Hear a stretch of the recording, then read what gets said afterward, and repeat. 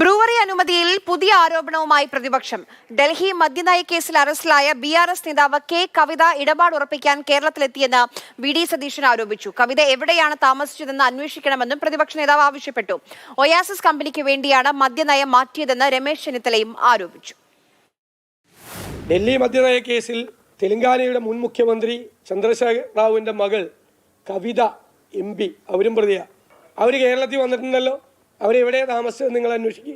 ഈ ഒയാസിസ് മദ്യ കമ്പനിക്ക് വേണ്ടിയിട്ടാണ് അവർ കേരളത്തിൽ വന്നതും കേരളത്തിലെ ആളുകളുമായിട്ടും സംസാരിച്ചത്, ഗവൺമെൻറ്റുമായിട്ട് സംസാരിച്ചത്. അപ്പം ഇതിൻ്റെ പിന്നിൽ ഒരുപാട് ദുരൂഹമായ ഇടപാടുകൾ നടന്നിട്ടുണ്ട് എന്നത് സത്യമാണ്.